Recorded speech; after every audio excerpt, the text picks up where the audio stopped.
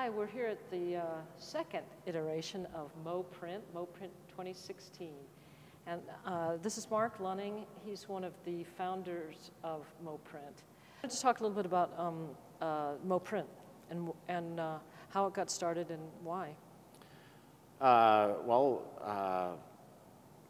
Over the years, I've talked to many artists in Denver and networked with artists, put together printmaking shows. You know, Open Press, is 27 years old, and so I have no idea how many shows we put on. But for many years, we were doing 10 or 12 shows a year, and then we got to a point where then I had a gallery outside of Open Press, and then anyway, so and then I was a member of the Pirate Co-op Gallery for many years ago.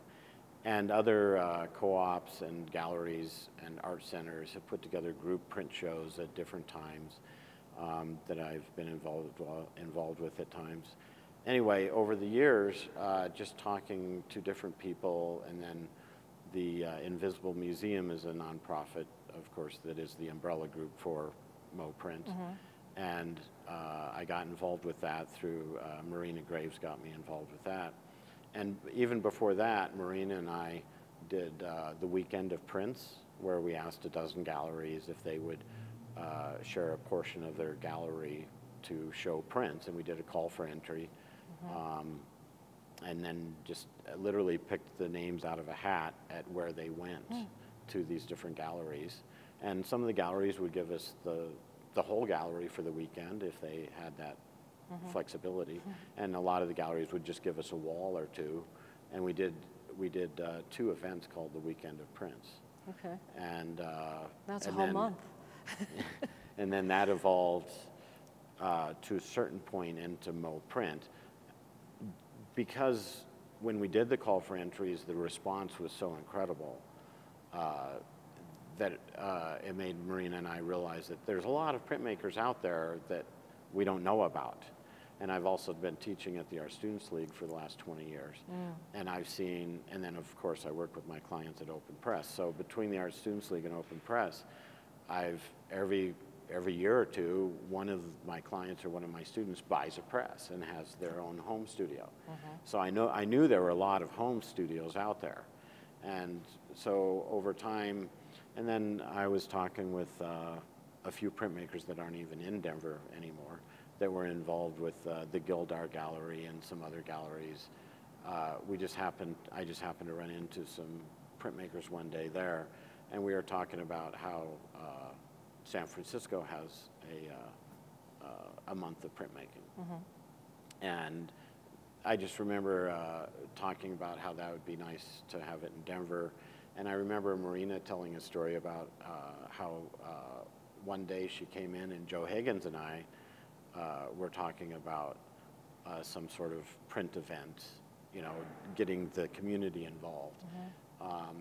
Anyway, so it all kind of, there was just a lot of talk amongst some printmaking teachers and printmakers, and after doing the Weekend of Prints a couple of times, then I just thought, well, maybe it's time that we actually do this for real. And what year was the weekend? The last Weekend of Print. Wow. So 2014 was the first MoPrint. It was probably just a year or two before that. Okay. Yeah. So I actually made a proposal to the Invisible Museum that we do the month of printmaking. And Denver's had the month of photography, MOP. I think they've done it 5 or 6 times now, and it's every other year. So of course we picked the opposite year. So now this is the second time for MoPrint, and it seems to be, well, it's obviously working very well. And I am absolutely blown away, and I just can't thank the community enough for all the participation. And when I think about all the actual MoPrint people, the committees and subcommittees and the Invisible Museum, they're all volunteers. Yeah. They're all volunteers. I mean, we all have full-time jobs. and we get things done when we can, and you know, it's just amazing. And when I think about all the art centers, you know, over now it's actually you know, 4 years that MoPrint has existed. We've done 2 events, 2 years ago and this year, but the actual committee and organization's 4 years old. And over those 4 years, when I think about all the art centers, art directors, gallery directors and galleries, schools, print educators, all the volunteers, all the paid people at those organizations, how many hundreds of people it takes to pull off all these events, and all the hundreds of artists that volunteer and to show their work. But all together, I bet it could be 1,000 people that actually are affected and are part of MoPrint. And I just am so thankful and blown away that there's this huge community of printmakers out there. And you know, now the Invisible Museum, MoPrint, has given them an opportunity to network and to be a strong force in the Denver art community and the region.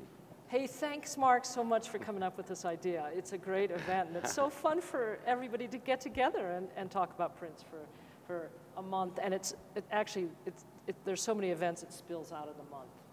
It starts in February, really, or this year, did it start in January? The last week of February. The last week of February, and it'll goes spill through into April, April. The Steamroller print event will be in April. Yeah. Well, and I'd also like to just make sure that, I mean, you know, there's hundreds of people out there I'd like to thank, but I mean, Marina Graves has been instrumental in networking, and Sue Cannon, and Ralph Nagel, for being, you know, financially supportive of our organization. He helped you publish that beautiful book for the last Yeah, one. and he was substantial in helping us get our budget for this year. That's great. And Alicia McKim has just been amazing organizer for MoPrint, and many other people. I mean, the list just goes on, and it's awesome. Yeah, it is good. I'm glad you thank came you up very with much it. for doing this too. Sure.